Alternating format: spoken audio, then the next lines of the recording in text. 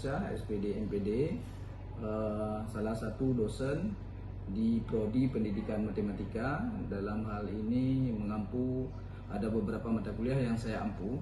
Yang pertama, mata kuliah utama itu pengantar pendidikan, belajar dan pembelajaran, dan ada juga beberapa mata kuliah yang menyangkut dengan KKNT dari program MBKM. Jadi dalam hal ini saya juga ada tugas tambahan yang diberikan oleh pihak Yayasan Muhammadiyah.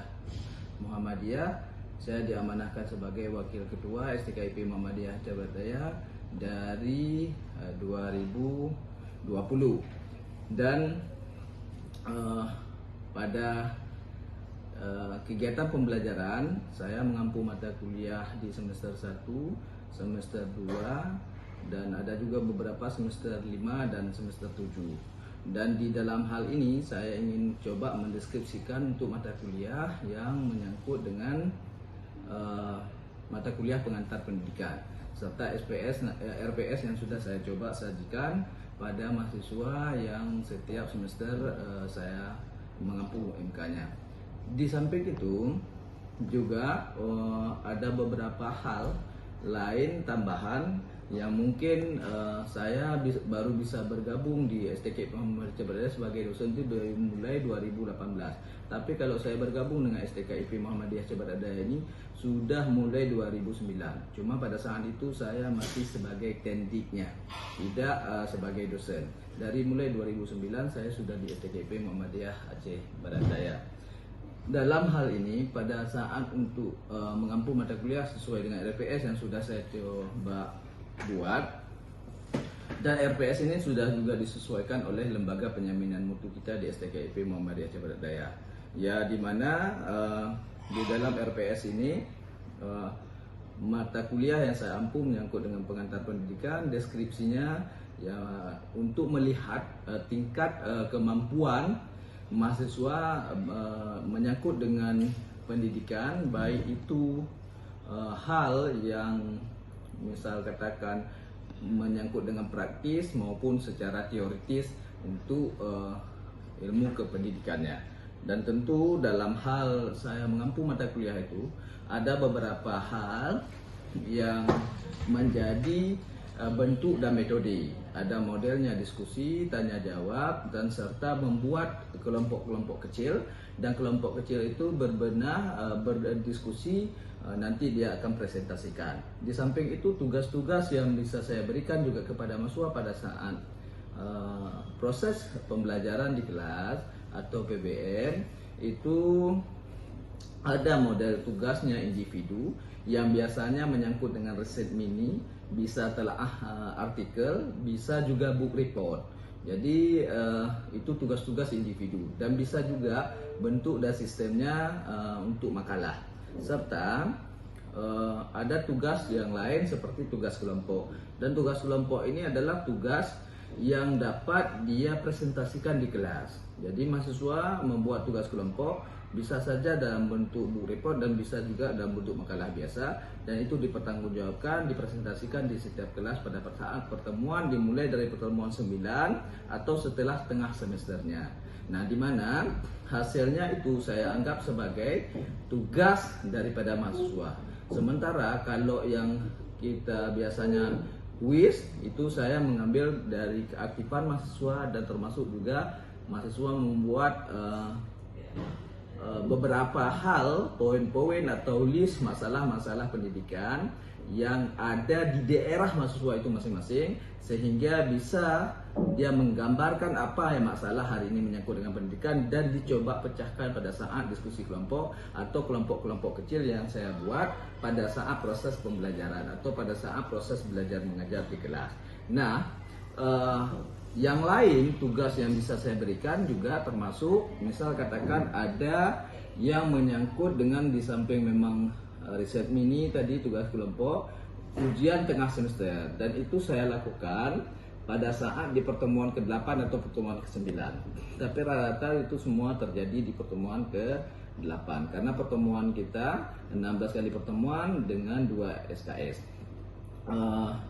Berikutnya juga setelah dari yang sekian tugas saya juga menyusun ada tugas akhir atau misal katakan ujian akhir semesternya atau ujian final. Jadi mahasiswa juga harus menyelesaikan ujian final, dan ujian final bisa juga digantikan oleh mahasiswa dengan karya-karya yang dibuat oleh mahasiswa, atau misal katakan dengan sesuatu hal yang menyangkut dengan pengantar pendidikan atau ilmu kependidikan yang itu adalah sebuah karya mahasiswa, saya gantikan sebagai bentuk daripada ujian akhir semester mahasiswa, sehingga dapat saya konversikan ke nilai ujian finalnya.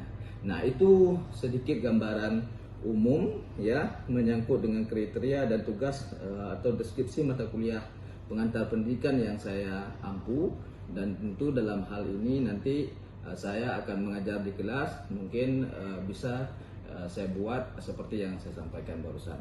Demikian nanti saya akan mengajar di kelas. Assalamualaikum warahmatullahi wabarakatuh. Waalaikumsalam warahmatullahi wabarakatuh. Alhamdulillah, bersyukur kepada Allah, selawat kepada Rasulullah. Terima kasih kesempatan yang kita pada pagi yang berbahagia ini. Jumpa lagi dengan saya untuk mata kuliah pengantar pendidikan, dan seperti biasa kita membuat di hari Senin pagi. Dan alhamdulillah hari ini kita semua sehat walafiat, sehingga bisa hadir di kelas yang kita cintai atau di kampus GKIP Muhammadiyah Aceh Barat Daya.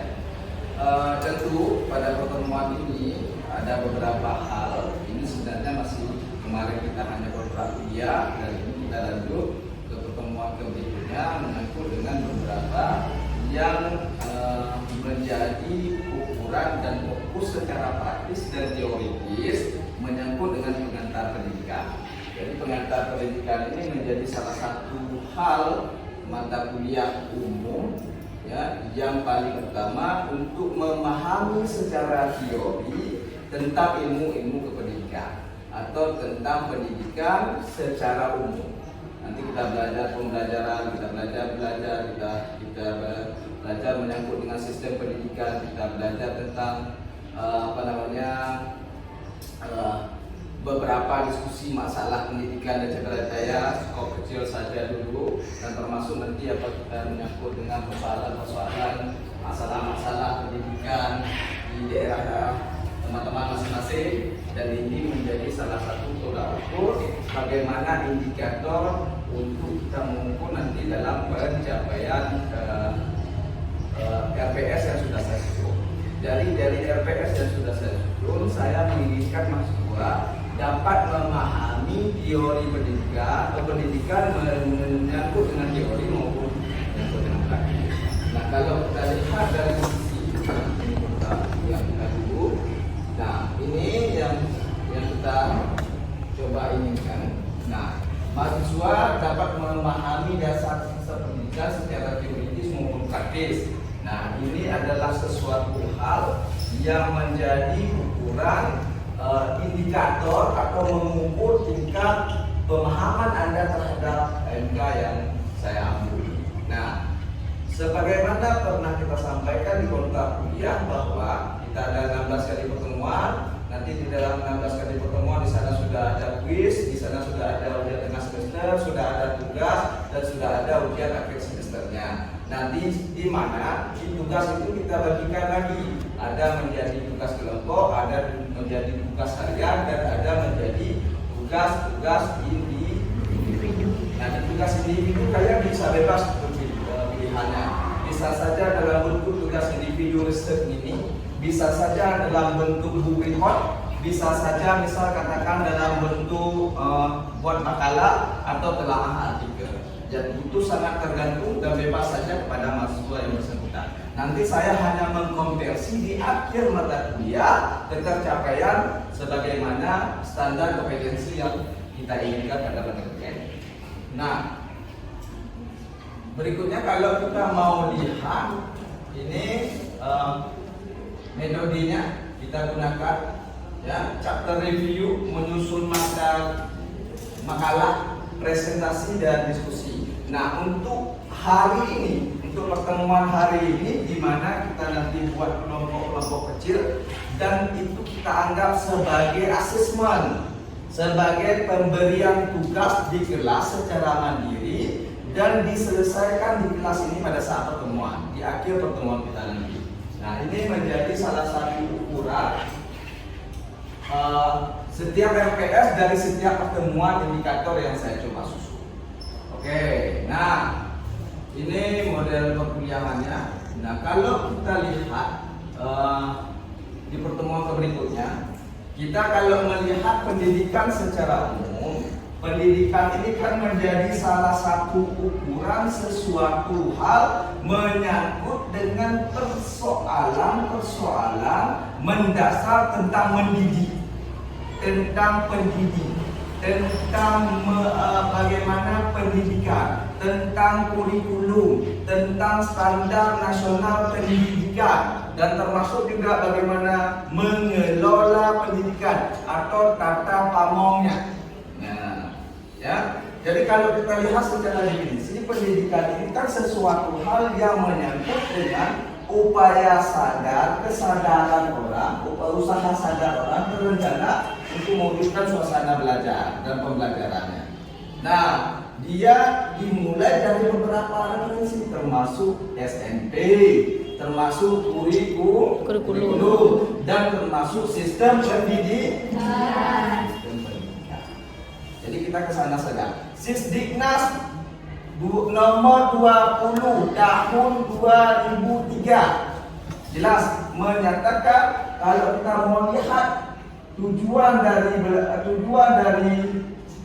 pendidikan itu, tujuan ini, kalau kita mau lihat tujuan pendidikan secara umum ini, kita mengacu pada Sisdiknas, Sistem Pendidikan Nasional.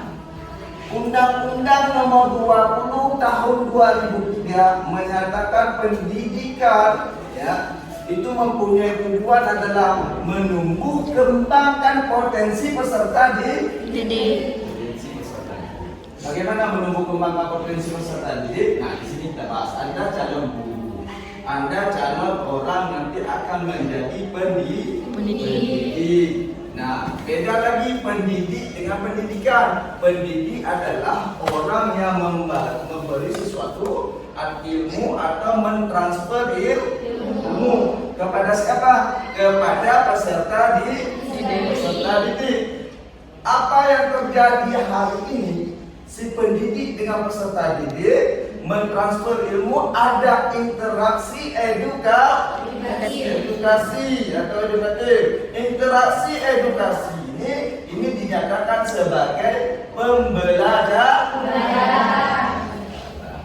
Nah, kalau belajar menyangkut segala sesuatu aktivitas individu yang itu untuk perubahan tingkah laku dari yang tidak tahu menjadi tahu, dan termasuk juga bagaimana perubahan tingkah lakunya dimulai dari apa?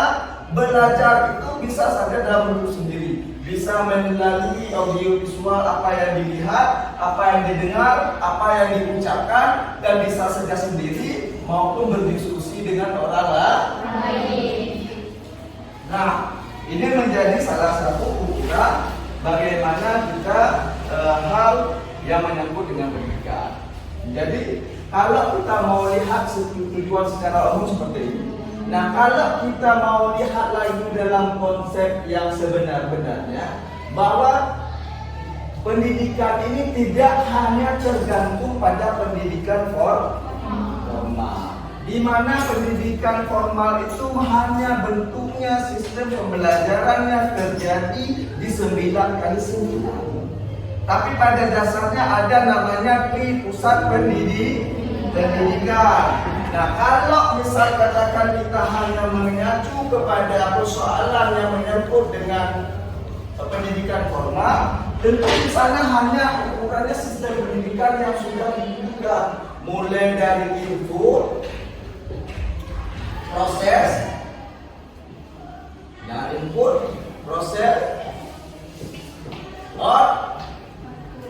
output. Nah, dia akan kembali ke sini. Apa di sini? Outcome. Ya, ini peserta didik. Di mana di peserta peserta didik ini adalah termasuk juga bisa katakan kurikulum sistem pendidikan, tapi di sini ya semuanya menyangkut dengan peserta didik masuk. Setelah itu ada PBM, proses belajar mengajar atau dikatakan dengan pembelajaran. Setelah itu baru namanya output. Ini apa? Lulusan, orang yang sudah lulus. Dari hasil apa yang dia dapat dari selama dia belajar, bagaimana indikator dia lulus? Sudah memenuhi kompetensi tidak? Ukurannya apa? Ukurannya tergantung pada outcome ini apa? Menyangkut dengan user, pengguna.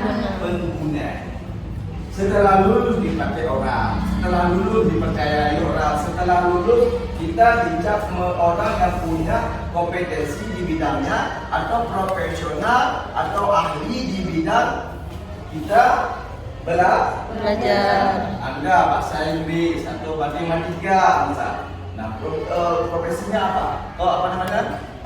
Keahliannya apa? Misal katakan menyangkut dengan entrepreneur matematika, berarti Anda dicap sebagai mahasiswa ya bisa dipakai, outcome-nya sudah jelas. Nah, tapi kalau dari kembali lagi di sini bahwa yang namanya pendidikan pusat pendidikan itu ada pendidikan formal, ada pendidikan informal di keluarga, ya. Ada pendidikan non formal di tengah-tengah masyarakat. Ini yang sampaikan apa? Bapak Ki Haji Dewanta. Nah, yaitu Bapak Pendidikan Nasional.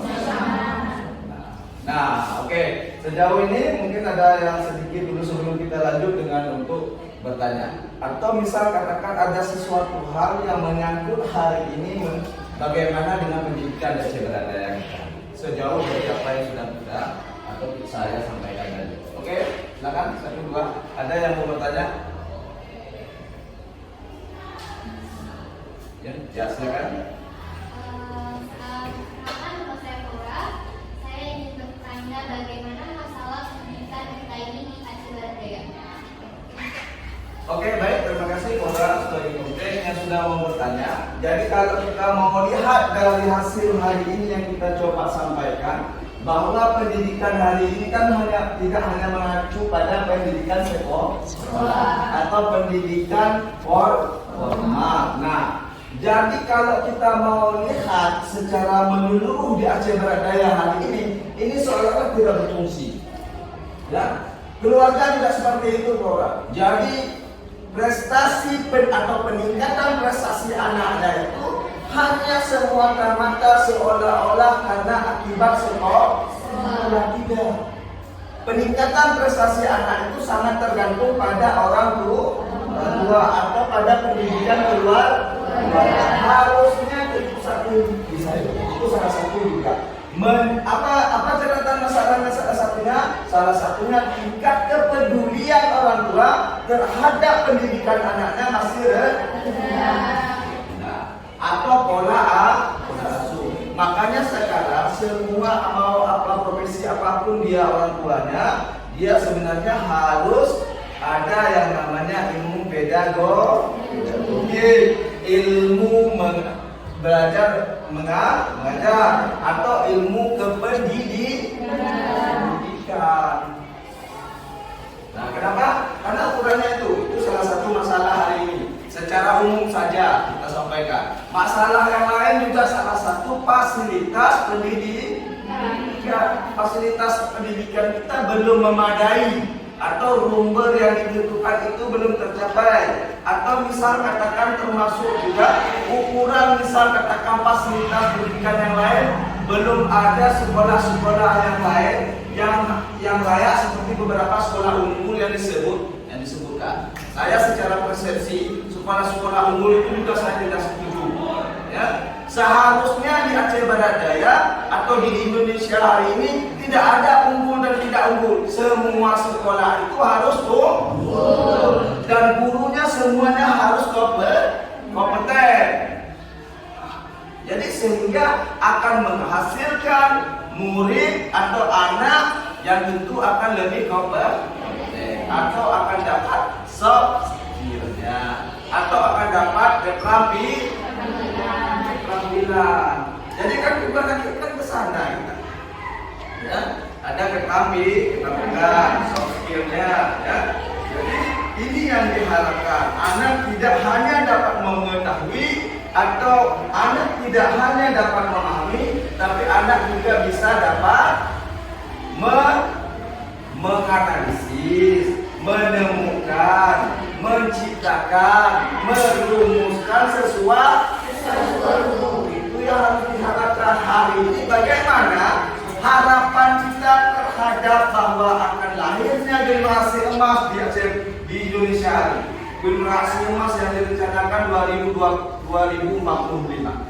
Itu akan terjadi kalau kualitas, kompetensi dan gurunya tidak tercapai seperti yang diinginkan. Nah, oke. Ya, kira-kira itu secara umum masalah di guru juga, di fasilitas, dan termasuk masalah pengelolaan. Bagaimana mengelola tata kelola, mengelola lembaga pendidikan. Ya. Jadi hari ini sudah terlihat beberapa prestasi anak itu akan menurun karena akibat dari beberapa masalah ini. Termasuk juga misal antusias masyarakat terhadap pendidikan anak. Ini juga lingkungan masyarakat itu menentukan prestasi atau peningkatan prestasi anak. Semua masyarakat itu dorong, ya, untuk bisa katakan dia anaknya bisa meningkatkan prestasi, atau masyarakat yang ada di sana, peserta didik yang ada di sana yang lagi menempuh pendidikan itu bisa meningkatkan prestasi. Nah, itu kira-kira secara umum ya, Pak ya. Nah, oke. Nah, berikutnya ini mungkin bisa kita coba bagikan kelompok, ya, untuk kita berikan tugas-tugas. Oke, ya, dibagikan ini 4 orang, ini 4 orang, ini 4 orang. Di sana 4 orang.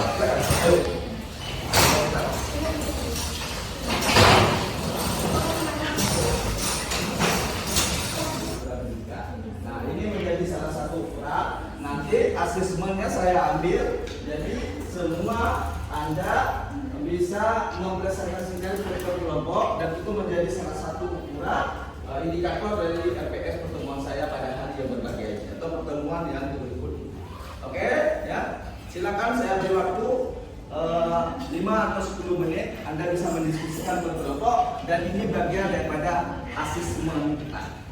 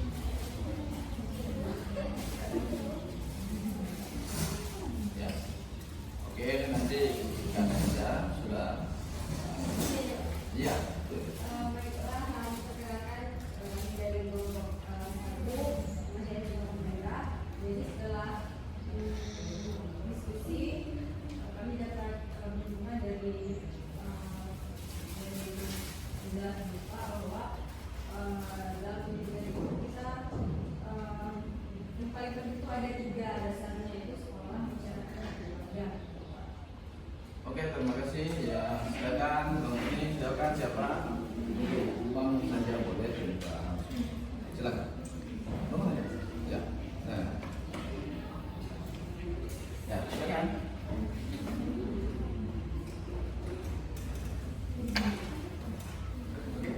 Yang lain silakan dengan dia.